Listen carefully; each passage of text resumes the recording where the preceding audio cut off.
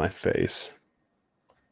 Yo, what's up? Welcome back, expats and mexpats. So today we are hopping in. It's been a while since we've done a stream, but we wanted to talk about a few things that we've been kind of thinking about and that have been going on in our lives. So first, we're going to be diving into fragrance. And fragrance, man, super important for dating, super important and fun to get into. I've been into fragrance for, man, since I was like probably like 12 or something. But of course, the journey of fragrance is an evolution. It doesn't just start with getting the nicest of the nicest. Like I started with like Hollister, Abercrombie, right, like classic mall scents. And then as I got older, started making more money, I started to keep graduating. So yeah, we're going to talk a little bit about like the different types of fragrances there are. We're going to go over like kind of seasons and when it's important to wear X, Y, or Z. And then also we're going to have a very in-depth video going over some of our favorite fragrances coming up here soon. And that's going to be like a traditional, long form YouTube video. So yeah, as always, pop any questions you got in the comments and we're going to kind of dive into our evolution. So Jared, start us off. Tell us about your fragrance journey. It's funny you mentioned Abercrombie. So I worked at Abercrombie for a bit in the tail end days of high school. When I was in college, I already had a full-time job, but I'd work Abercrombie pretty much for like the discounts. And then you realize it's a scam because every quarter you have to get the new uniform or the new approved attire, and it pretty much your check pretty much just offsets that, even with steep employee discounts. So at that store, we had to walk around and spritz. 3 to 6 feet away, everything, couple sprays on each thing, every half hour. So that's why I'm not sure how it is now. If you walk into a mall and you can smell Abercrombie down from the way, or in general, when you go to the US, there's smells wafting through the air. It's like a deep fried food smell that I always smell in the air when I'm back in the US. So point being, scent is a definitely a very, very powerful, uh, I'm thinking in Spanish, sentido, one of your senses. So scent is a very powerful sense. And in my early days, I was like most Americans. So Joel, we'll get into this. You actually got me into fragrance kind of in a deeper level. I feel like now I have a pretty balanced collection. There's a couple things I want that I don't need. I'm very happy. A couple impulse designer buys I bought. I'm like, oh, this lives up to all the rave and this is overhyped. And then I bought it and thought I'd use it. And then now I'm just kind of going through it, some room sprays and stuff. But I'll walk you real quick. So I was like most Americans to where I only used what it's called like blue type fragrances. So I think in 8th grade when I was like, yep, I grabbed that one too. You got yours too? Yeah. I think I've got the older formulation. So, I remember my cousins use fragrance and stuff. I grew up in the 90s. So I eventually bought this one. This is a later edition.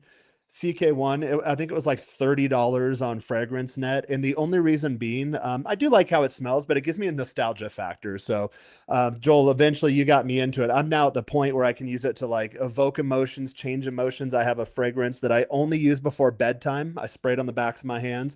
It lets my brain know time to go to sleep. But I bought in 8th grade. Then this was mass marketed, bought in that stuff. Maxim magazine, I think is what I read back at that time, pre-internet stuff.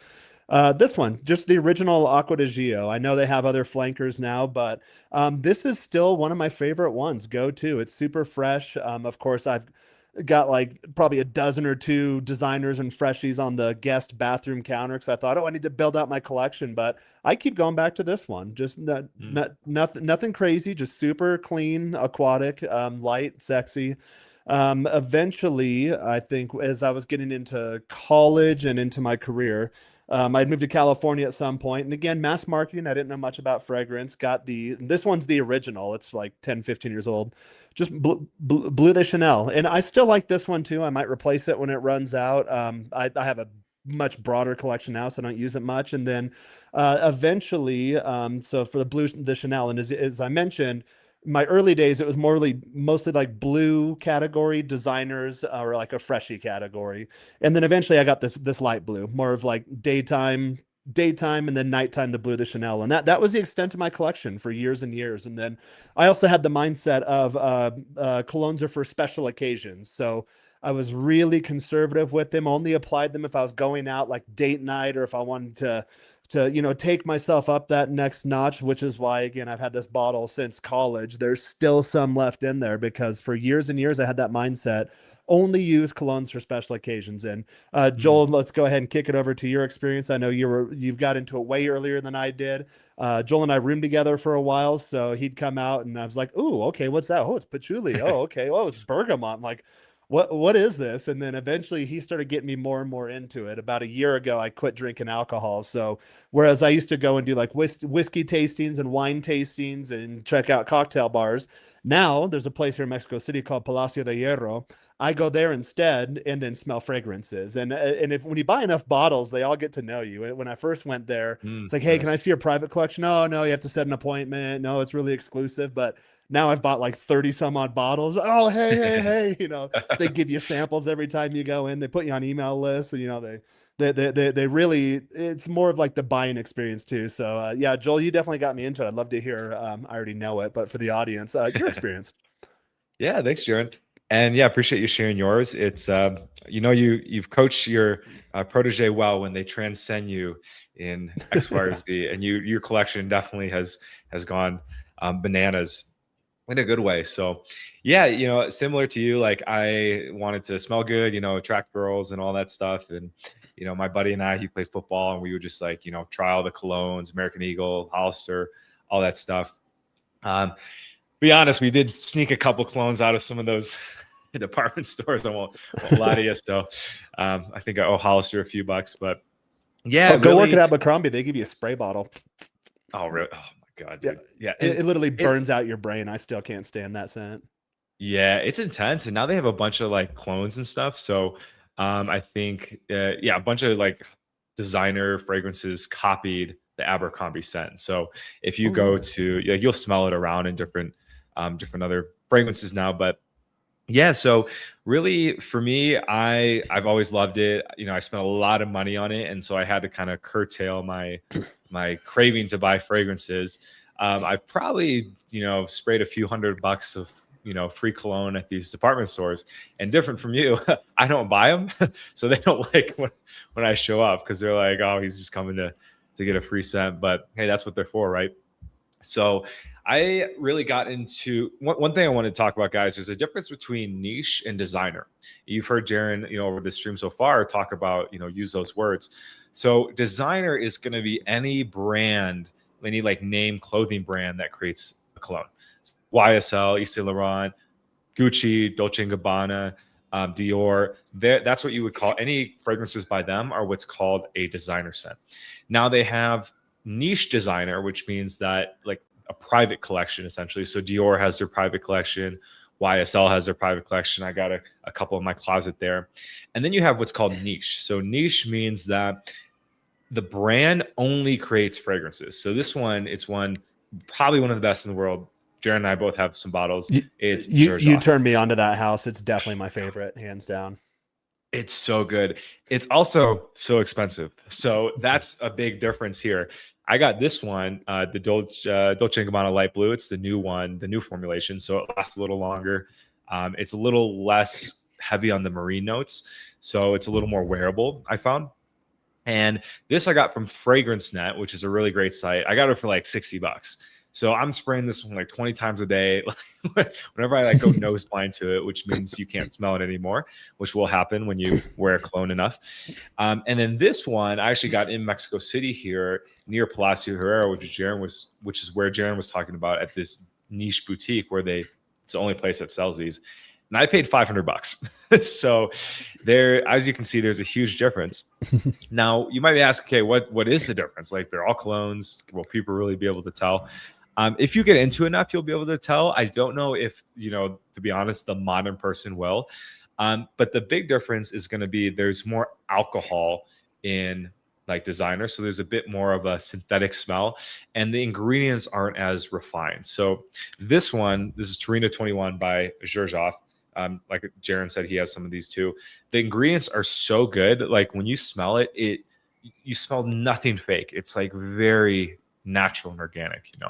And with the Zherzhofs, I mentioned I wore it out what a week or two ago when we all went out, and we have guys in our social circle here getting more into fragrance too. None of us like drink or party or any of that stuff. We're all kind of like the different phases of entrepreneurs and high level consultants or business owners or what have you. So the guys in the group are starting to get into fragrances too. And the way I describe my Zherzhof ones is you put them on, they have a good opening, and then there's the stage where it kind of dries down, and then I'll forget that I have it on. Maybe I do go a little nose blind, and then during the night, it's like a symphony or like a classical music piece.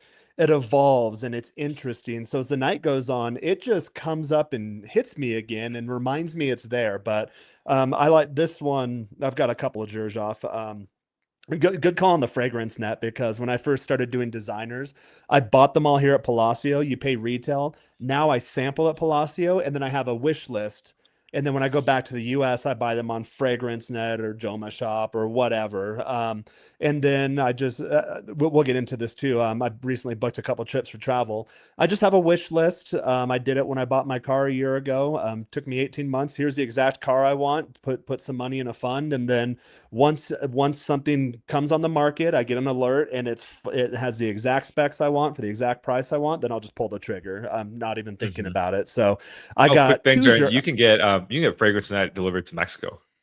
Oh, you can? Yeah, it's like a $10 import. Oh.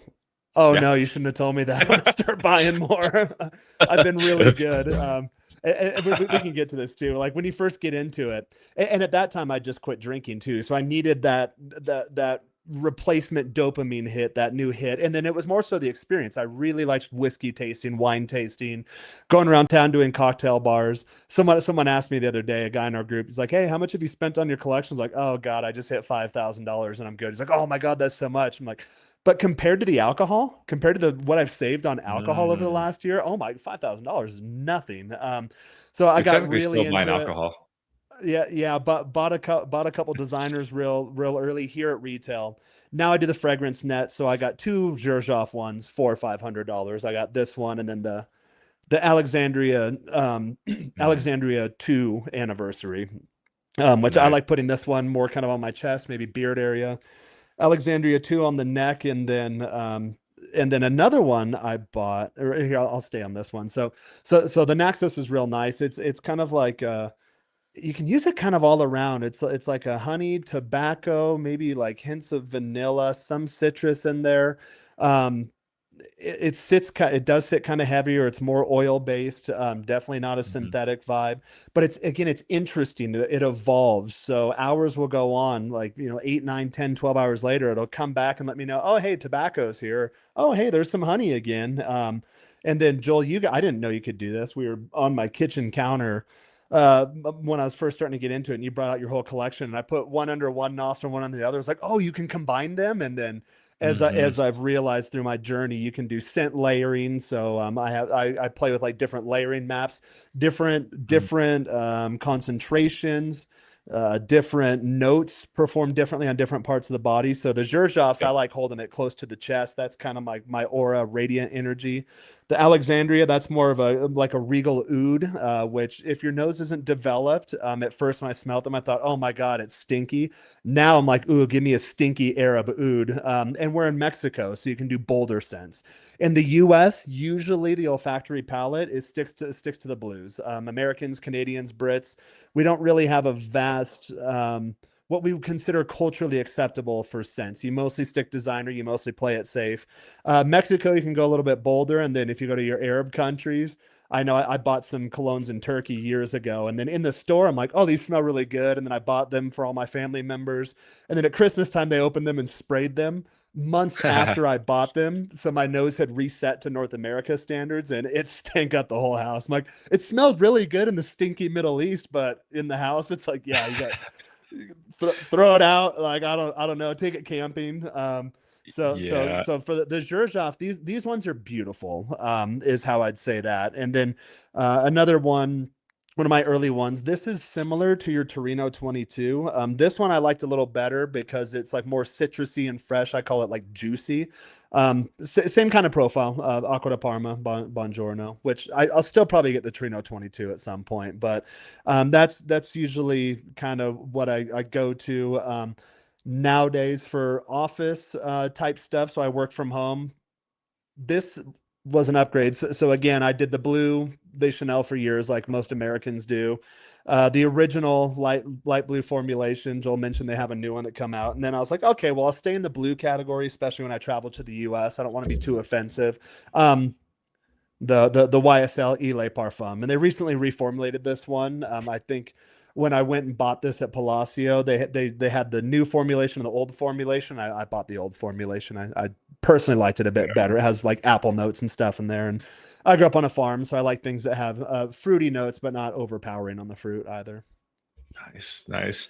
Yeah, one thing too, guys, is like different scents are good in different climates. So that's kind of how I base where I wear mine because in high heat, like you don't want to wear something that's too sweet. I know one guy here said this is funny. His your name is funny. Is it sweet? So the ones we showed, or these two are more fresh. So fresh is going to be better for warmer climate and warmer weather because if you wear something sweet in the high heat, it's just gonna it's just going to pump out too much and it can just be a little intense. Typically, you want to It wear gives me a like headache. oud, gives you a headache, will give the people around you a headache. So oud is like actually from a tree, so it's like almost like a moss. So oud and like sweeter scents you want to wear in the cold weather or when it's cooler out. And actually, it's been difficult. I don't know if you experienced this, Sharon. It's been difficult lately in Mexico because it gets cold in the night. So I'm wearing this Yeah. like really nice blue one, and then by the evening you can't smell it because the cool gets rid of it. And then I'm out and about, so like you can't just switch to something unless you like carry something around. But there is a lot of detail that goes into finding the sense what works for you. Certain ones go certain well with different body types, so you want to. That's why we recommend you go try a bunch on before you buy anything because you might smell something on the paper strip at the mall. You might be like, oh, this is amazing, and then you buy it and spend 150 $200. Then you spray in your skin and you realize it just doesn't go well with your skin, so you smell like shit. I remember I was at a recovery meeting because I've been sober as well for about 10 years now. And I just gone to Macy's and I tried a bunch of like colognes, but I put one on my skin and I go to this meeting and some guy had apparently gone to get some cologne too because he just smelled terrible, man. The whole meeting, he was sitting right next to me. I was like, get this guy out of here. It wasn't like a good cologne either. It was like a shitty one. And then I got home and I could still smell it. And then I realized it was me. The whole time it was my own cologne that I tried on at Macy's. So I was Oh, the that's funny. culprit. Um, so yeah, you have to be really careful. We'll talk about in that video too of where you want to wear fragrances as well, because there's certain places where they're called heat points. So blood, it's where blood circulates more, and when it gets hot, when your skin gets warm, it's going to radiate out the fragrance. Versus if you just spray it like on like maybe the back of your arm or something random like that. Yeah. So there's certain places you want to that we call like pressure points that you do want to wear. So yeah, I want to move on here from the fragrance, just because we have a few topics to cover in this hour Got here. one more I wanted to mention for like Oh, sure. evening time. I think you mentioned you got this one too. Oh, Not super so good, dude. expensive. I think I got a gift set at Christmas time. I think I bought it on Armani.com. So more designer. It was like $87 and then came with a little traveler. I'm traveling, have a couple trips coming up, which will segue in this next topic. But Joel, you mentioned you got this one too. Went to Palacio, tried all the formulations. They have even a newer formulation, but this intensely is just for me, it's more kind of So disconnecting good. for the night, showered up, going into the evening. I do have some higher end niche ones that I liked for the evening, but again, I still have that mindset. Like, no, they're more kind of luxury, more regal. They're ones that I use the term collection that they're going to last me for 10, 15, 20 years. I mean, the one of my first bottles, I still have some in there. I bought it 15 years ago. So I have ones Mhm. I can burn through. My designers, like these are super cheap. Every time I go to the guest bathroom, just spritz it on. They're light. I burn them off quick. My body temperature to the touch, burns off quick. But in the evening, especially here in Mexico City, we have bright sunny days, but in the evening it doesn't get cold, but it gets cool. It gets right to that point of where your body would say it's cold without, being cold enough to actually get a cold. So in evening Yeah, time, sun goes down. Yeah, I like these. What are they called? Like gourmand. I like these class of colognes, and I've got a bunch. We'll save them for the bigger video. that one is so good, dude. When I was in Poland, I wore that like every day. Like it was just oh, it's really sweet. So that's why It's a good Jaron was value saying he too. wears it at night. And it used to be even cheaper, but then it got popular. So it used to be like kind of like a under the radar scent. And now it's like one of the biggest ones. So they have raised prices in like retailers and Sephora and all that stuff. But it's so good, guys. Like if you can try that one, definitely would recommend it. Shout out Nolan Bolts, man, dude. Good to see you. Nolan was actually he's the first guy I took out for a cold approach session. So this channel is kind of around because of him. He was the start of this. So Nolan, hope you're doing well, man, and crushing it. I hope to see you back in Mexico City sometime soon, man. You good friend and definitely a wealth of knowledge as well. So shout out to you. Guys, one last note on fragrances too. There's all sorts of budgets. We have guys in our group that were getting into it. Guys that'll go buy clones or fakes or false ones. They have those all over Mexico. You can get them, and to the unexperienced nose, you might not be able to tell. But really, I think Joel, you taught me. You'd come out of your room, spray one on the back of the hand, and it's like, oh, this one's for me, and then I never knew that. It was like, oh, I can wear cologne for me. For me, it was always prior to that point. It was always for other people. But no matter where your budget is, I think some of these designers, again, this one I bought it for the first time in 8th grade. I think I got this one off of Amazon Mexico for 50-60 bucks, and I spray this one all the damn time. I've had it since October or so. I've barely made a dent in it. This one too. A lot. I put this in my guest bathroom. A lot of the girls like this one, and I'll even buy little traveler atomizers. Chica comes over. Hey, I like this. I'll give her 5-10 milliliters. Goes out the door. This is a 200 milliliter bottle. I bought this one in October or so. Barely made a dent in it. I think I spent again 60-70 bucks on Amazon Mexico. It was probably discounted because the new one that you bought was coming out. Is what I'm guessing. Mm. Yeah, yeah, good point there. Like you do got to be careful, guys, because I just bought this one in Mercado Libre. It's supposed to be the YSLY, but the color isn't even right on the bottle, and yeah, it's a fake. It came like like a quarter empty, and so your question, say no to Drugas. Is it cheaper in Mexico? No. If you go to any department store, they have the import charges, so it's gonna be like an extra, like 30 to 60 bucks. So we say go to that fragrance net. You can actually order it from the states, and then there's like a $10 import charge if you have a CURP. So definitely that would be the route to take. Yeah, you're gonna be dropping dollars if you buy it straight on I've Mexico. gotten some off of Amazon Mexico. Again, you have to look around. The selection's not that good, and you have to make sure it's either Amazon, like it's the actual retailer selling through the Amazon platform, or Amazon itself, not a third-party retailer fulfilled by Amazon, because that's where you'll get fakes and stuff. Yep, 100%. So anyway, guys, stay tuned for that video. Spray too much. Stay tuned for that video on the fragrances. We're going to be covering a lot of this more in detail, and then showing some of our favorites as well. So yeah, Nolan, what's up again, brother? Looks like you had originally Yeah. met Jaron because you came from the YouTube's other stuff, right? hmm Yeah, I'm trying to think. I do remember that was years ago. So when was that? Like 2021, 2022? That must have Jesus, been about the time I was first getting down here. Oh, you know when what? we were boys. Yeah, Yeah. yeah, I do remember that. In Reforma, and then there's a little sleeper spot up by the bar. Yeah, I remember that. Oh yeah. Nice. We were just young men on the journey. I know, So right? I know mentally I've gone through so many iterations and evolution since then. I'm like, oh yeah, yeah. When I first got down here. right. Crazy reflecting. So anyway, guys, we're going to be looking towards the future here now and transitioning to talking a little bit about travel. I wanted to talk about this because one, Jaron, you're taking a trip. I think my girlfriend and I are planning a trip here soon. And particularly, like, I'm in a position where I have pretty decent money right now. It's, I'm pretty secure in that front. we've both gotten to a good spot. But I'm having an issue where I know I need to start traveling a little bit and like, see life a little bit, but I'm having some scarcity around wanting to spend my money, not wanting to lose it, even though the trade-off is an amazing travel. So yeah, tell us a little bit about your trip and kind of what has inspired you to want to do it more, even though you are more on, you're being more tighter with your finances and stuff. Yeah, you know what? It's precisely that. So when I first got down here, there was a novelty factor. Oh my God, I'm in Mexico, and a lot of new guys do that. And you go out every night and you party every weekend, and then you realize, okay, Mexico is actually not that much cheaper if you're not being smart with your finances. So then sometimes I overcorrect. So went a little too far to the other end. Okay, really have to put my head down, focus on money. Had a couple real good years financially.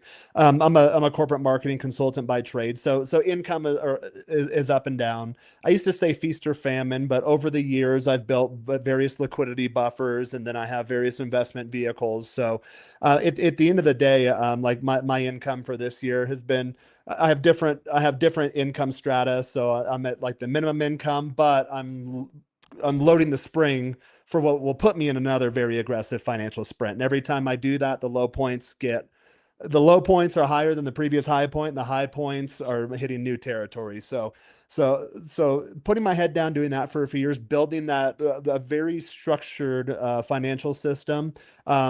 I've got it. I've stress tested it, but I did mention I quit drinking about a year ago. Haven't smoked or consumed cannabis products, and I think I'm going on like day 90 now. I don't even really remember. At first you're counting the days. Oh, I'm this many days in, and what's going to happen at this day, and then you just kind of forget. It's kind of like getting in the gym. Once you build the habit, I don't think about, oh, what do I have to lift today? I just like my body just knows. So that frees up a lot of mental bandwidth. But I went back to a previous version of myself, which is really almost OCD, very structured, very disciplined, very regimented. So I realized, okay, I'm doing really well financially. I'm doing well career-wise. Everything in my life is in order. And I got to the point, to be honest, these last couple of weeks of just being bored. So now my mind's looking for Mhm. stuff. Okay, car's good, house is good, bills are good, finances are good. Everything is in order. So what do I do? And then I reminded myself, okay, well, I came down here to live an international lifestyle, to live a very interesting lifestyle. And to be honest, I got to the point where I feel pretty comfortable too. Again, moving down here, that you have that initial novelty phase, but now this is my home base. So I feel at home. My living room is set up exactly like it would be if I were at home, and technically, it is my home. So, same kind. One of those sayings is no matter where you go, there you are. Same as how I Mhm. lived in the U.S. Once when I had my home base in the U.S., I actually wasn't traveling too much anymore. I did do a couple years of true digital nomad, living out of a roller suitcase and a leather duffel bag over my shoulder with a baby Taylor guitar over my back. That was really fun, but I realized years ago I need a home base. I need some sort of stability or consistency. That's what I build the base system of my lifestyle around. But I do need novelty every now and then. Mhm. So Joel, I got not necessarily into scarcity mindset, but to a degree, I have various financial dashboards. And I plug in different conditions. If I were to do this and it cost this and didn't do this over, whatever, what would that look like a month from now, 3 months from now, a year from now, 5, 10, 15, 20 years from now? And then you can see, there is a bit of an the way it compounds over the longer term. Like, okay, well, micro decisions I make today could have a significant financial impact in the future. So it's more Mhm. so just optimize the system, optimize it, inputs versus outputs. Same as what I did with dating. I've talked about it on the channel. I've personally scaled way back on dating because, partially because of the channel, and I was more in other type manosphere adjacent spaces before, to where that was the focus. Well, my brain naturally just over optimizing. I optimize for everything, every single detail, every single factor was taken care of. Joel, when you lived with me, just rotating door in and out of girls. I mean, it was systematic, it was structured, it was streamlined, and there's no dead weight. There were no inoptimal moves in the system. And again, I do this for a living at a very high level for Fortune 100 companies. Although I'm starting to get back into startups. I'm thinking maybe I start my own agency, maybe I buy into something, maybe I look at mergers and acquisitions. I'm at that point financially and in my career to where I can do that. So really getting to traveling, it's like it's so combinations of things: scaling back on dating, no drinking, no cannabis consumption, not going out, not partying, not spending money on stupid superfluous stuff. Built my fragrance collection. I'm happy with it. There's nothing missing. Everything in my life is in order. There's nothing missing.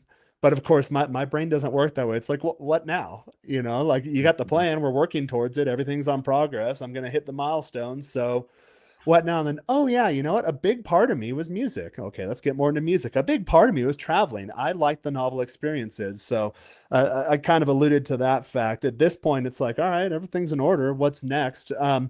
You know what? I want to start building into my life in a structured way travel. So I do travel frequently. However, over the last 2 years, I haven't taken any really personal trips. Or if they are personal trips, it's a business trip. And then I tack a personal leg onto it. So I worked for a company based out of London for years. We'd go to London every summer, and then I'd tack a few weeks onto it and knock off new countries across Europe, and then usually in the trip with a new Middle East country also. So it's like, okay, I enjoy doing that, taking a month off and just taking like a big trip. I've started taking longer trips to see my family.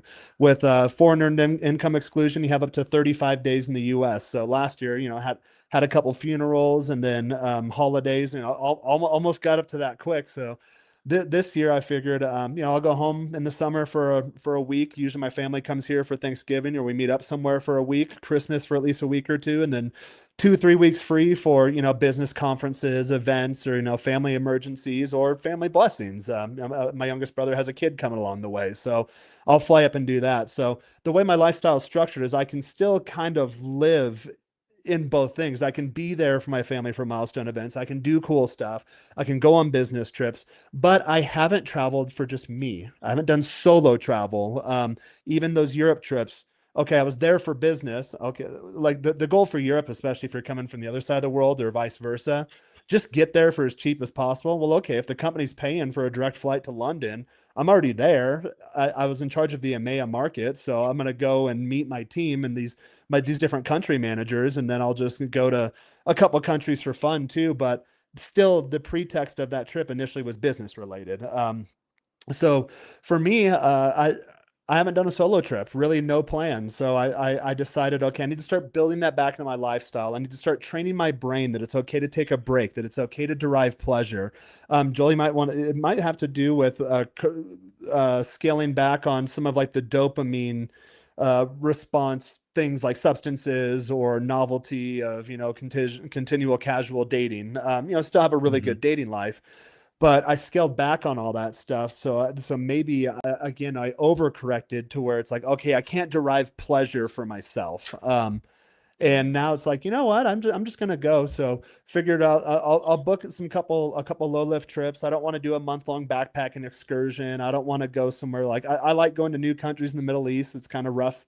That neighborhood's rough these days. It's always rough over there, but that kind of takes a lot out of you. The prayer to call 5 times a day, and then super hot and interesting smells, and food will upset your stomach, and people everyone's trying to scam me. I was like, you know what, I'm gonna start walking or mentally inching into this new lifestyle for myself, where I just want to be able to get on a direct flight, go somewhere, in and out real easily, Airbnb or an apartment hotel or like a nice hotel on the beach, really nice. I'm not interested in going off the beaten trail or getting malaria shots or things like that, or tentless camping and spraying DEET all over myself so mosquitoes don't bite me and give me yellow fever. I did all that in college. I'm glad I got it out of my system. I just want to like be able to fly in, hit a resort, chill, live my same lifestyle. So no interruption to work, no interruption to my daily discipline, regimented schedule. So how do I start building this into my life in a systematized, structured format? So these are really kind of pilot programs. These couple of trips. I'm going to Lima. Um, this weekend. Same with the perfumes or the colognes. They call them perfume in Spanish, whether it's male or female. So same as the colognes in English. Same as what I did with my car. You know what? Here's a short list of destinations I'd like to hit. Here's what I'm willing to pay. A lot of these places are cheaper than Mexico City. Mexico City is still way cheaper than anywhere you'll live in the US, but compared to the rest of Latin America and the rest of the world, it is starting to get up there year over year. So I was like, you know what? If I can get a super cheap flight direct from Mexico City, what I will save in food and just regular expenses during the week, and I already live pretty lean, like I already have everything I need.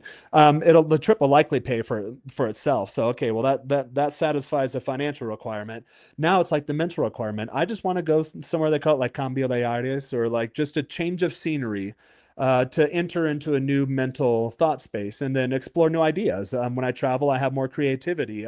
I need to look forward to stuff. Again, since I've scaled off on a lot of like the substances and novelty seeking stuff, I need to have something to look forward to, and it needs to be built into a plan in a structured format. So I'm heading to Lima for a week. Just check it out. See, head in and out. I like seafood, so really that's what I'm looking forward to. Is like the Airbnb, same nice view, just like I have here, set up the same as my place here, so it won't feel like really that much of a stretch. But yeah, I just want to change mental thought spaces, and then my birthday's coming up in April, so same thing. Set some flight notifications. There's really cheap budget airlines here in Mexico. The goal for cheap travel: get out of the U.S., avoid the U.S. Once you're in Mexico, you can go anywhere in LATAM. It's way cheaper than flying from the United States or Canada or UK or wherever. So you just set some alerts and you look for the flash promos and like, okay, two round trip tickets to Ixtapa for like 3,000 pesos. Okay, well that's less than $200 for two people round trip. Found a resort for a few days, $200 all inclusives. And again, just checking the sales.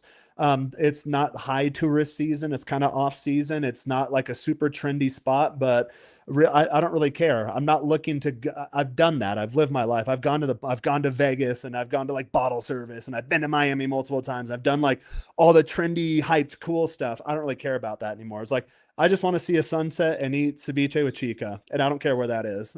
So now I open myself up to opportunities, places I've never been before. Same thing, like I've never been to Peru, like a lot of guys. If I'm gonna go to South America, I'm gonna go to Colombia, or I'm gonna go to Argentina, or I'm gonna go to Brazil. No, let's just check out Peru. Super cheap, like 5,000 pesos round trip. The Airbnb, but a little more expensive, but I'm staying there for like 7, 8 days. But factoring all that in and then looking at again the what I'll save on food and then just day-to-day expenses there, it'll pretty much cost the same as if I just stayed here in Mexico City. So why not? I know that was a Yeah, I drawn out know. response.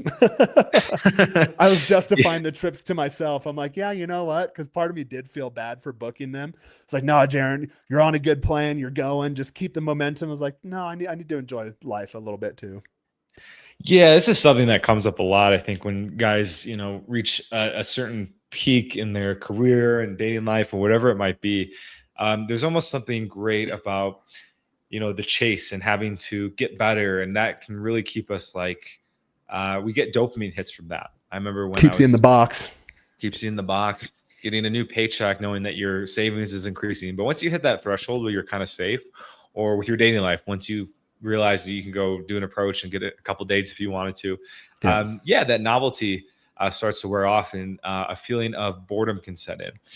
I was telling Jaron before the stream, I've had a girlfriend now. We've been dating for like 10 months. You've seen her on the channel before, and we've peaked past the honeymoon phase. So now we're testing out what it would be like to live together. So she's staying over a lot more.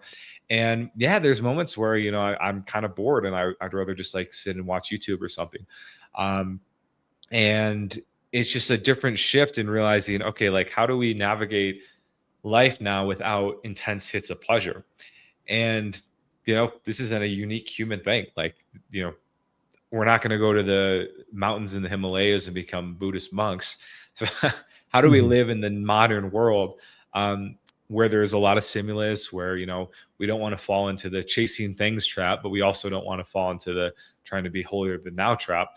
So I like that. Yeah. Give yourself some time to go and experience a new city, get that fresh perspective on life, because it can kind of feel sometimes like you're in Groundhog's Day if you're living in the same city for Mhm. so long.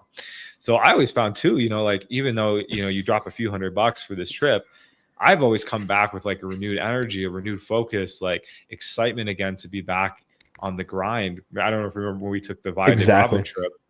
we were on the boat and we were like talking about MexPat and like how we're gonna evolve it. And then we came back with like a whole new game plan.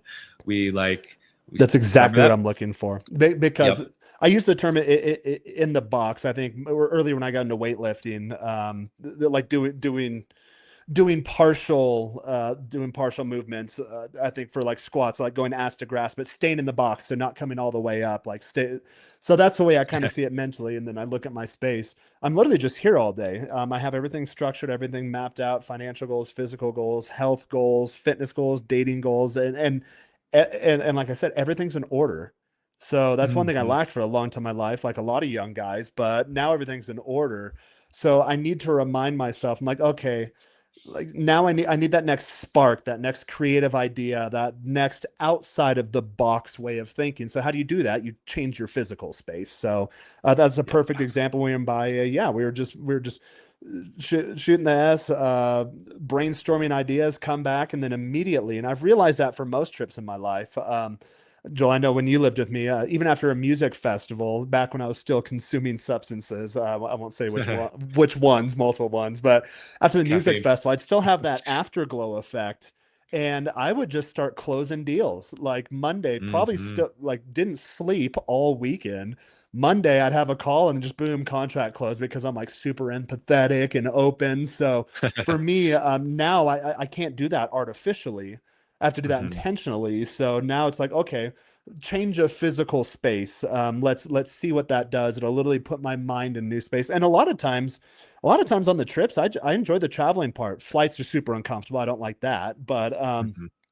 But those transitional spaces, pumping an audiobook in my ears or listening to like a really cool playlist and literally moving through the world outside of what I'm comfortable with, that starts doing things neurologically for me. And then all of a sudden, I'll just start having aha moments, or maybe it's a delayed response. I'll come home and then, or I'll see little things like the way the road signs are set up, the way the buildings are built, or things, little businesses like here in Mexico, if you go into any of these plazas, they'll wash your car in the plaza. I'm like, oh, that's pretty cool. Why don't they do that in the US? They do in some places I've seen in California, probably because of crap weather. It's not feasible long term. But again, my mind will these things will start popping up when I go to these places, Hmm. or even places like the Middle East. So not my favorite culture in the world, but every time I go to that side of the world, I knock off a new Middle East country because like you it changes who you are, the way you think, or the way you experience the world, and then you bring that home with you, and now you have new perspective,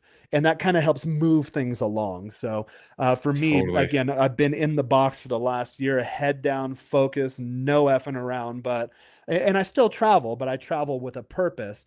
For now, there's not, I suppose there's not really a purpose, but at the end of the day, I need a purpose. The purpose is to maybe find that next purpose, or building travel back into my life. And then again, allowing myself to just have fun, adventure, and go out, not everything be about work or finance or fitness or getting to that next level, because you have to enjoy the day to day too. This morning, I mapped out like, okay, as I'm entering new financial strata, okay, the same life I have now, what does that next phase look like? The cars, the housing, all of the expenses, exactly how I live now, just the new and improved phase, that next level. So in my mind, I'm already there. And then again, I have a tendency to get back in the box, like, okay, got to move, got to make it happen. It will happen.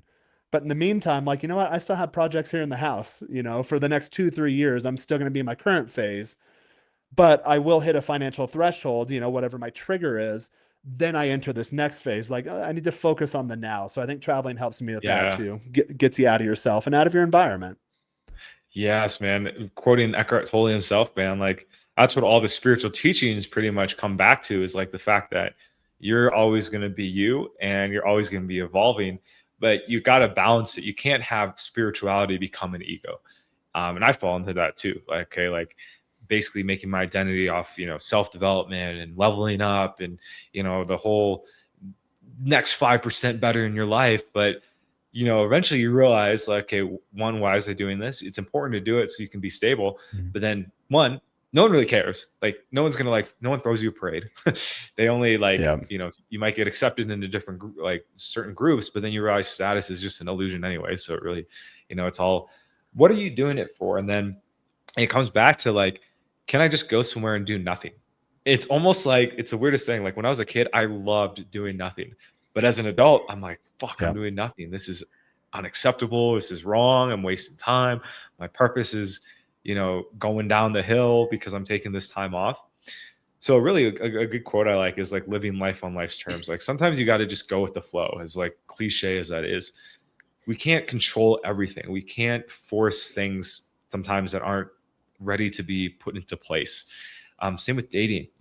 That's probably the perfect analogy, right? Like, how many times have you tried, guys, have you tried to force a relationship when the pieces weren't there, it wasn't ready, the timing wasn't right, and then the girl gets like, oh, like pushes you away and goes find someone else, and you guys like, what the heck? I was moving this forward. I was stating my intentions. It's the same with life. Life's gonna, if you try to force life, life's gonna be like, no, buddy, like, pause. We're not ready yet. So in those downtimes, in those meantime, what are we gonna do? And I think travel is a great thing. So I'm really happy we chatted about this, because I'm going to book that Puerto Escondido trip and I'll spend the Nice. money. And That's a cool one. I went there in college, and that was probably one of my favorite beach towns in Mexico at that time. Things change sweet. quickly in all countries, so I don't know if it's the Mm, same today, but it was super cool back then. cool. Hell yeah. Well, speaking of, well, I guess we just talked about not leveling up, but let's go back to that phrase, that topic, and Mhm. leveling up. And so we want to talk a little bit about, the gym, getting in shape. Is fitness really important? Because I know there's this, it's a good thing, this body positivity movement, right? Like, it's not about how you look, it's about who you are. But I think there's Yeah, some I've hidden got some truths in thoughts there. on that. Yeah, and I'm on a bulk right now, so I'm putting on some weight. I'm with What, Tim. Shout out. what are you at now? I'm like right around 77, 78. And I'm eating really Okay. clean, so I'm not dirty bulking. Oh, you're doing a clean I'm bulk. Nice. doing a clean bulk. I'm switching around. I'm working on some new fitness things. So shout out Tim, who I just threw on the screen. He's done some podcasts with us. And he's got a dating business in Poland as well. So definitely, if you're out there, check it out. Hit him up. Basically, he took I'm doing it like legit now. So basically, I helped him. He's working for one of the companies I'm working with now, and then in exchange, he's giving me fitness coaching. So he's also a fitness coach, and we like took pictures. We're videoing all my lifts, and basically he identified like some key things I need to work on. So I have underdeveloped lats. Uh, let's see, hamstrings. I want to get those. So I've been working on like, basically I do shoulders and chest like all the time, but I don't have that mind muscle connection with my lats yet, and with my some other extremities. So working right now on doing more lifts there, and that's going to just kind of fill me out a little more and make up for some of those Yeah, weak parts. and everyone's build has strong parts and lagging parts. So I always Mm-hmm. say in my family, both my brothers have like big, dense barrel chests. I'm not built that way. It used to drive me nuts. My bench is still my weakest lift. I've never put up 3 plates cleanly. I can do 305. I can do 310. Not a problem. You put that extra 2.5 on each side, boom, fail. I also have a shoulder impingement on this shoulder too. Surfing accident years ago. It crunches but doesn't hurt. But point being, my chest doesn't grow dense, but I can grow it wide, and that looks really good aesthetically. And then I can build it up here, and if when I'm super lean, get striations, and that looks good aesthetically. My back, however, I don't have to do a thing for back. My back is broad and it's big. Mm-hmm. So I mean, I touch everything a week because you want to train in balance, but I don't need to focus on back. My shoulders are solid. I saved my shoulders for Friday. My stomach's been off the last couple of days, so I haven't gotten the best quality sleep. I'm thinking of skipping the gym today, but I intentionally build my stronger parts later in the week. I hit all of my total volume in every week, so I'll just hit shoulders tomorrow, maybe do a full body pump workout tomorrow and Sunday. Weekends are usually active rest and recovery days. But I can move it around as long as in every 7-day period I hit my total volume. Diet, I do the same thing, more cyclical. So during the week, severe deficits. My stomach's been off, so I haven't had much to eat at all these last few days. But I'm gonna go out and get something light tonight, and then probably Fogo tomorrow, and just eat eat without Let's concern. go. So So what you'll notice, I think that is good for you. I did do that years ago too. I got really into like doing heavy deadlifts. My body is built for that. I'm about as wide as I am tall, built like a rugby player. Can do heavy deadlifts. But your point of failure, it's like any system. I'm into home audio, car audio. Joel, I know you're a music producer too. Your system's only as strong as the weakest point of failure. So doing heavy deadlifts, if your hammies are giving out, well, guess what? How do you get stronger? In one lift, your whole body has to get stronger, and you'll Mhm. start to lean into that. So, yeah, for me, Sweet. never had to build out the lats or the shoulders. They called me like Traposaurus Rex. When I was in college, have huge traps, but my chest isn't that dense for abs. I've got to be super lean, diet dialed in. So I walk around with etching of the abs. All it takes is a day or two of eating something bad. Boom, I've got a six pack again, veins Mhm. coming up the abs. But I'll eat Right. Fogo on Saturday. By Sunday, abs will be blurred. Doesn't really matter. That's not my focus now. But I'm glad you're getting some good, solid training advice. Build that base. Once you build that base, then really you don't have to do much. I'm actually personally Mm. looking now. I've been thinking at my head for years. I've been in the gym weightlifting for 20 years. It's a part of who I am. I love weightlifting. I do look forward to it every day.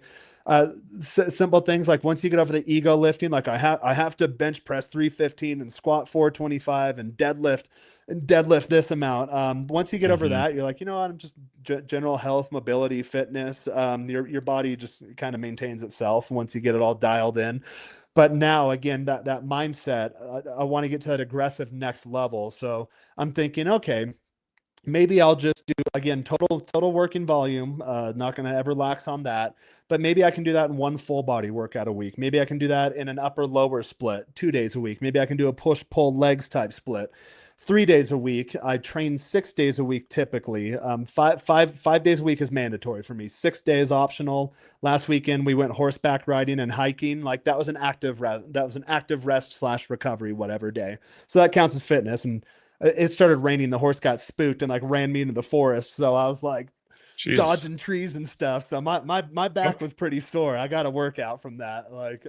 Lightning cracking and the guy that we were running the horses from. He's like, oh yeah. Once the horse gets into you, like yeah, yeah, bro. Tell me when to be back to the parking lot. I'm gonna go right off with your horse into the mountains. But horse got spooked and started running through the forest. Like, all right, buddy. So good workout. But I'm thinking of maybe getting into like boxing. I did some Brazilian jiu-jitsu when I was in El Salvador. I have a knee injury. I've got some old sports injuries or whatever too. So just kind of working around that. Did a bit of boxing when I was younger, but wasn't that physically fit. I was overweight as a kid. Now I'm in good shape. So maybe try that out. Maybe 2 3 days of lifting, a day of boxing, a day of Brazilian jiu-jitsu a week, and then maybe like a spa day. I know one of the other guys in the group, we did a spa day a couple weekends ago. That was really nice too. Just getting this, Mhm. quick touch up workout. He was showing me his routine. I was showing him some stuff. Hey, have you tried this lift? This works that. Not really programmed into the normal routine, and then just hitting the spa and talking about business. So might build that in. I've been saying it for a while. I'd like to get into some golf more whenever I go back to the U.S. Every one of my family golfs. All of my buddies golf. I was a good baseball player. I've probably golfed less than 10 times in my life. First half of the course I'm terrible. Back nine, you know what, I can hang with the guys, I can call my shots. So I figured if I actually learned how to do it, I could probably be all right at it. So again, just exploring. Same person, same idea in terms of fitness and philosophy, but evolving into that next level. And not necessarily evolving. If you're new to lifting and you're like, hey, I want to put up 3 plates on bench, build that base, go for it. Put the weight on the bar. If you have to dirty bulk, get some calories in you, put that mass on, put that size on. I did that 20 years ago. For now, it's like I don't really need to do that. So now it's more kind of like finesse, golf, and then maybe more aggression, which will translate into business. Okay, maybe I should start getting back into boxing, and being able to anticipate getting hit and not flinching, and then knowing, 2 3 steps ahead of time how I'm going to get ahead of this, and then of course that trains the brain. If you screw it up, you get hit in the face. So how does that translate into other areas of my life is kind of where I'm at mentally right now, looking into that. And I think going on this trip again, getting out of my day to day. I don't want to use the word grind anymore either. Just my day to day structure. Um, Probably give me some clarity as far as what that looks like over the next few months. Yeah, for me, I'm really wanting that accountability. So that's what it is for me. Like I've lifted since I was like 13 and stuff. So yeah, whether it would have been you or another fitness coach, really, it's really just having that commitment and being like, I'm going to show up every week. I'm going to track everything. Really, and it's nice too. He's not like you have to be like calorie for calorie. Be Yeah, you super don't have to be particular. perfect. Don't gotta be perfect. Just focus on the right things, and how it pertains to dating then too, because you know guys think skinny guys. Oh, it's like a catch 22. It's like skinny guys like have an insecurity that they can't date unless they're fit and in shape, which in turn is killing their confidence, which might not be why they're dating. And at the other end, there is that truth that getting in better shape is going to have you be more attractive, right? I think now that I've been in shape for a while now, so it's not something I really think about consciously anymore. But I know that it does make a difference, and a lot of girls will just either DQ you, or potentially Q you just by how you look. Right? So cold approach is my big thing here. As you guys know, if you've seen the channel before, we just signed a new guy on. He's going to be coming on Monday. We're going to have our first session with him. So we're going to be doing going out doing a lot of cold approach, and I find that now, like that I'm in shape, I'm instantly put in the category. Like when I do an approach, there's not this like question if I'm just being a nice guy because I'm in shape, right? So I instantly get put in that category. Now it just determines like, hey, am my flirtation skills good? Does she like my vibe? And then does she even just like me, right? Some girls just don't like my face, and it's like, so be it, Yep. right? Yeah, a lot of But girls have their type, their prototype, it and you'll exactly, notice that. yep, You can do everything 100%, right, check all the boxes, and she's just not into you for whatever reason. Maybe your cologne smells like yeah, her uncle, who is creepy. My first girlfriend told me yeah, that. I wore a cologne one time. She's like, "Oh, you smell like my uncle Dave, and he's really creepy with me and my sisters. Please never wear that again." And I dated a girl once in college. I'm like, you know what? My cousin wears that cologne, and like you just remind me of her, which is weird. So it could be yes. whatever. You don't know, and Girls that's have their part of the game. types for sure. Yeah. And really, what it's going to prevent though is the wonder, like, okay, maybe she just thinks I'm like a nice, friendly, like safe potential gay best friend, or whatever it might be, right? If you don't have a physical presence to you, and you aren't in shape, you're gonna you might never get put into that sexual category by some girls. And it is what it is, right? Like you're not a bad person for it. It doesn't mean you can't change and grow, but you will be disqualified from potential dating. Some of the clients that we've worked with will go out for cold approach, and they get a lot of numbers. But when they try to escalate it towards more of a date, and it's not just by how they look, it's also their flirtation and all that.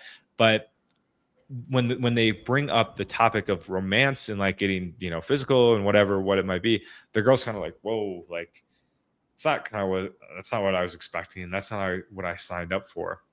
And it's because they don't have that sexual presence. So it's kind of an easy wrap up for the question. It's really like, we're not saying you can't date if you're not in shape, but why like handicap yourself? Getting in shape will help you in so many areas.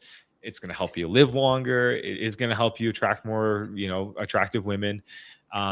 You will there will be a different energy in business too. Like when you're, looking your best and you're in shape, people do respect you more. And in business, sometimes that's important.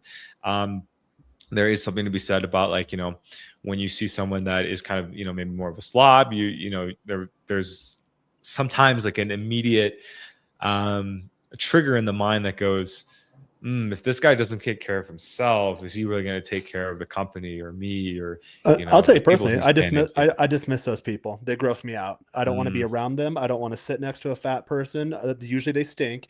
And the reason I say that, you mentioned there was body positivity. I grew up overweight. I got to the point of technically I was medically obese. I say like 285 in pounds max fatness or peak fatness. I know guys in the group still joke that they got that term for me. So peak fatness, 285.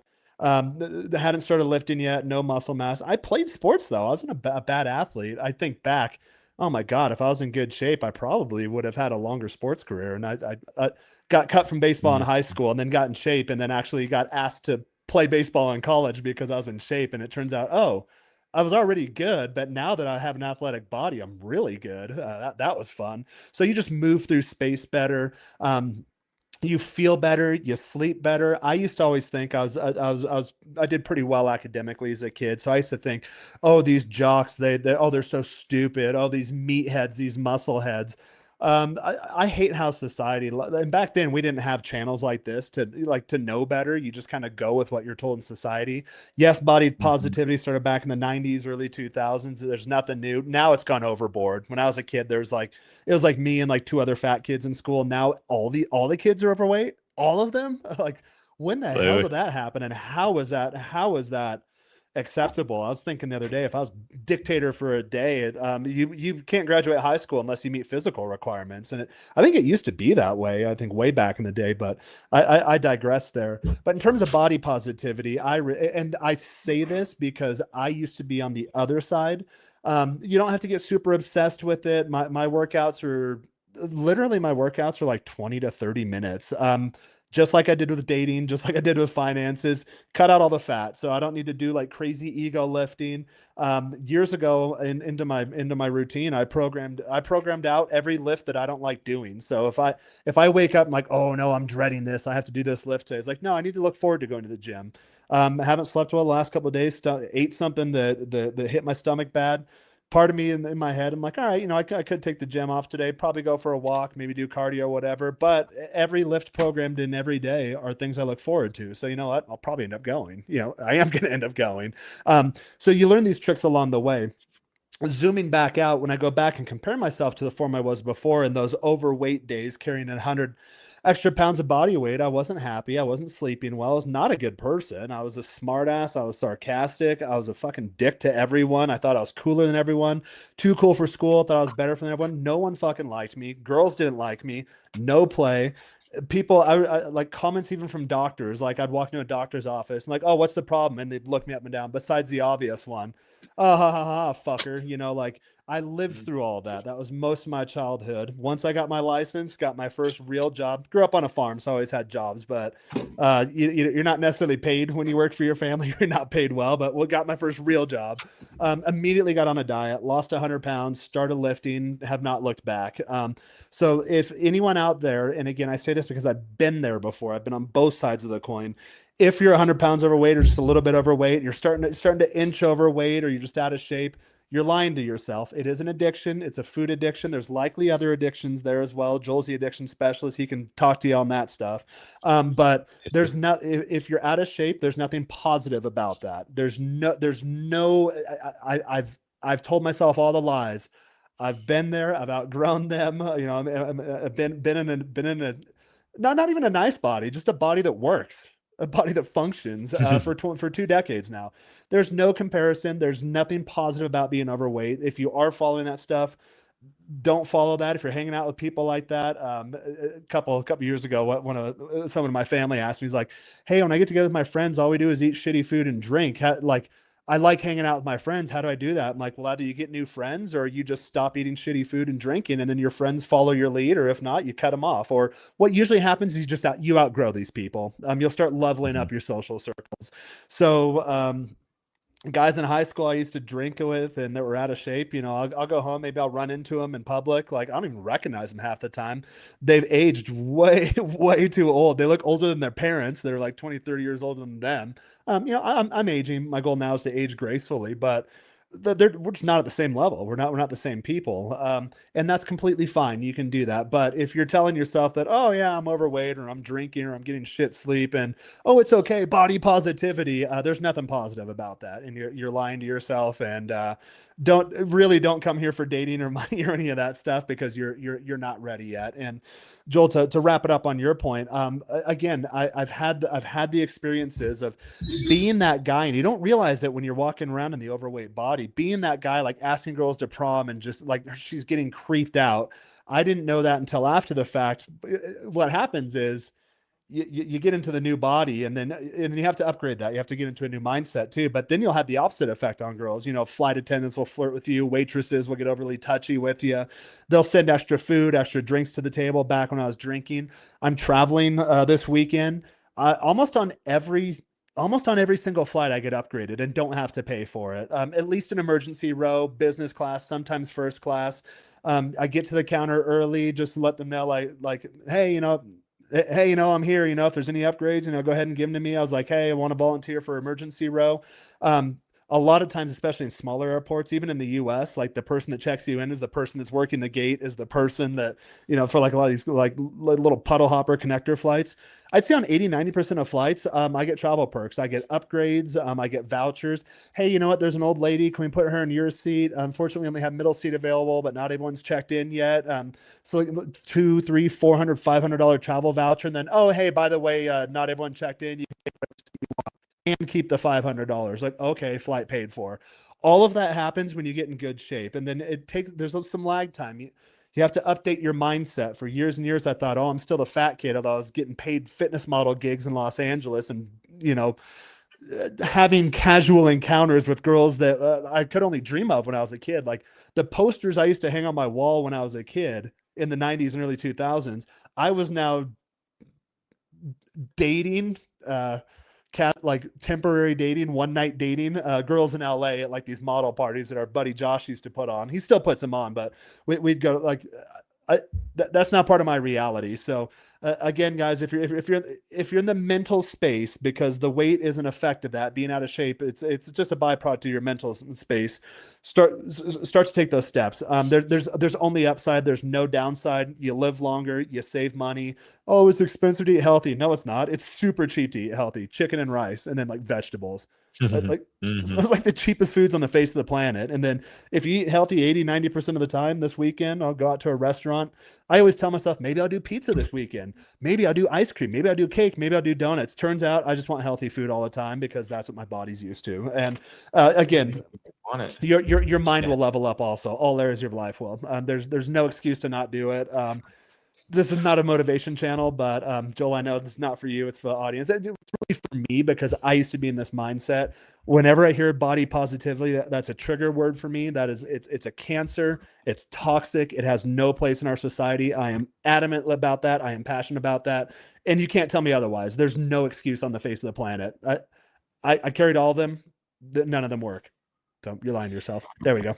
That's my Yeah. tangent. Gonna clip that. Nice. Yeah. So, I mean, health wise, man, like I go to Costco.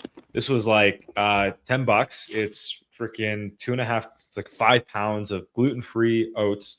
So super healthy, no added sugar. Oh, And I oats are get so this good. peanut butter, organic peanut butter, gluten free, not that, I mean, gluten, we're not getting to that, but no sugar. And then I Your got these dick will like two. fly off. Yeah, right. South Park. And I got South these Park. tuna packets, which is just like I'll crush one of these like when I just need a snack, right? So all this food here was like, I don't know, $20, right? And this is gonna last me weeks, weeks and weeks and weeks. So versus like whenever I have my cheat day, I spend the most money when I have my cheat day. I'll go to like a Yeah, me restaurant, too. get a burger, then I'll go get snacks. I'll go to Tim Hortons. And by the end of the day, I spent like $30. I'm like, how the hell did I just spend $30 on just like Yeah, because not unhealthy food's so cheap. y- Well, actually, you know what? well, No, it's actually not that no, cheap. no, Like it's actually more expensive. Tim And then Hortons you like buy three a or four ton hundred of it. pesos now. Yeah. Dude, right? So Yeah, because I'll do yeah, if you're 10 trying to bits, like save, two donuts and a cookie, and that's like my main carb refeed on Sunday. And yeah, it's like three, four yeah, hundred so if you're pesos. trying to, That's not cheap. right? Whereas If like you're trying to save oatmeal and money, Greek yeah, yogurt and a little bit of fruit, 30, 40, 50 pesos. yeah, exactly. Well, guys, I think that's gonna be a good place to wrap it today. I gotta head to the gym actually. Got a pretty busy day here, but um, guys, we appreciate you tuning in. This was a great stream. We talked about a lot of different things, and hopefully, if you stayed tuned to the end, like appreciate you, and hopefully it stimulated your mind a bit, had you think about some new perspectives, some new ideas, made you help you rethink yourself too in ways that you can improve and stuff. Even if it's as simple as taking a day off work, right? Which is the hardest thing for me to do right now. But I'm yeah, fired any up now last words, talking about Jared? fitness. Like I'm gonna go to the gym. I Nice. Yeah. Mentally, I'm always like, well, I don't really feel good today. And at my chat GPT sessions, like you've been in the gym for 20 years and you're consistent, you're disciplined, you don't have to skip. And then years ago, here's a good takeaway. Years ago, my sister told me, I think we were going for a hike or something. And I'm used to living in Mexico. It was like winter time. It was like super crappy weather, super cold to where my lungs weren't used to it, like tickling my lungs. My sister's like, oh, just go for a hike. And for her, like, she wants to talk and, it's kind of a state of the union. How's the family going? Just her and I. And, and I was like, I don't know, this cold's killing me. And then she told me, she's like, do you ever get done with a hike or a workout or a walk or a run and then tell yourself, wow, I really regret that? I'm like, oh damn it, like you're so right. Nope. Like unless you get injured, 100%. I've gotten injured a couple of times. Then that's for doing ego stuff, not knowing your limits. Like, oh yeah, yeah, I said a new PR. Let's see if we can bust out 6 reps of what I used to not be able to do 1 rep a week ago. That will lead to injury. So in those cases, I regret it. But yeah, I never regret a workout. It's almost impossible to regret a workout. Yeah, 100%. 100%. All right, guys. Well, it's been a pleasure. Stay tuned. We got some fun videos coming up here soon. We'll do some more. Let us know too, like what do you want more on the channel? Because we're always experimenting with different things, whether it's cold approach or more like niche topics like fragrance and stuff like that. But we're definitely No, open because for suggestions. this is really just an extension of our community now. And I've been telling Joel for years, the real value is we have like 120 guys. Not all of them live here full time. A lot of them are in and out a couple times a year, 3 months on, 4 months off, half the year here, half the year in Poland. We have a guy, he's like, hey, I'm heading to Argentina for 3 months. I'll be back in Ciudad Mex, here in June, whenever. So we have a solid community here. So these are things we talk about. These are things that are topical. So that's why we rebranded it lifestyle. Yeah, dating's awesome. It's fun, but it's only like one vertical of your life. If you're struggling, get Mhm. that down. But eventually you'll get it down. You'll come here. I mean, you'll literally, it'll blow your mind. The amount of dating Yeah. success you have in this lifestyle. But eventually you move on to bigger and better things. So these conversations we have, that's why we say, let us know, reach out to us, like, comment, share, subscribe, interact in these live streams, or if you're watching this after the fact, leave us comments. We'll get to them, or we'll take a mental note. Hey, this is what we want to talk about. These conversations will translate to our in-person meetups with our community. If you're coming down to Mexico, if you need help with anything, feel free. But really, this live stream, it's just an extension of the community. I don't know if I can necessarily speak for you, but for me, it's like I'm not trying to be an influencer, not trying to be famous, not trying to be popular. I've been on popular podcasts. Guys that have been on the channel for a while know that, but I'm just looking for a balanced life now. This is a very unique lifestyle, and there's a lot of questions out there guys have that they won't get anywhere else because not a lot of people are doing that. But it's very doable. There's a lot of upside to it. It's very positive, and there's so many different ways of going about it. These are conversations we constantly have: residency or legal stuff, or hey, where should I put my money here? Or, oh, do I want a second passport? Just not nonchalant. It's just, hey, these are topical things for guys like us, and if you want to be a part of the lifestyle, then this is definitely your place to do it. So we're open to any questions or feedback at all. Yep. All right, guys. Got to run here. We'll see you guys in the next Yep, one. juice. Peace.